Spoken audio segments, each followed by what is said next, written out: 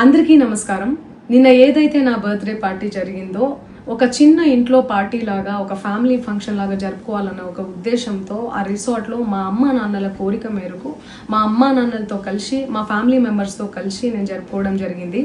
అక్కడ మా అమ్మా నాన్న ఫ్రెండ్స్, మా ఫ్యామిలీ ఫ్రెండ్స్, మా టీమ్ మెంబర్స్ మాత్రమే ఉండడం జరిగింది. అండ్ అట్లనే లిక్కర్ ఉండడం జరిగింది, సౌండ్ సిస్టమ్ ఉండడం జరిగింది.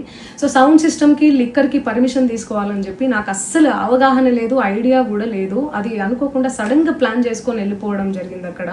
సో అందుకు నాకు అవగాహన లేదు, లేకుంటే నేను డెఫినెట్లీ నేను తీసుకునేదాన్ని. నాకు అసలు గైడెన్సీయే లేదు. ఎవరైనా గైడ్ చేసినా కూడా నేను పర్మిషన్ తీసుకునేదాన్ని, లేకపోతే నేను ఎందుకు ఇలా తెలిసి చెయ్యను కదా. సో ఇదంతా ఇలా తెలిసి అయితే నేను తప్పు చేయలేదు, తెలియకుండా ఇది జరిగిపోయింది. అండ్ అక్కడ లోకల్ లిక్కర్ తప్ప అసలు వేరే ఏ ఇతర పదార్థాలు, మత్తు పదార్థాలు కానీ వాడడం అసలు జరగలేదు. అక్కడ దొరకలేదు కూడా, పోలీసులు సెర్చ్ చేసినా కూడా.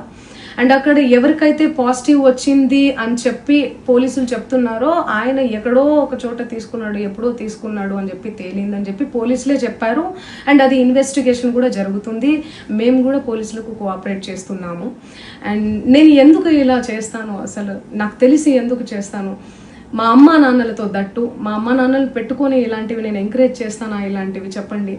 అండ్ ఒక రోల్ మోడల్గా ఒక ఇన్స్పిరేషనల్గా ఉండాలని అనుకుంటాను, కానీ నేను ఇలా ఎందుకు నేను చేస్తాను. సో ప్లీజ్ దయచేసి మీడియా మిత్రులకు నా విన్నపం ఏంటంటే, ఆధారాలు లేని అభియోగాలు నా మీద అస్సలు మోపద్దు ప్లీజ్.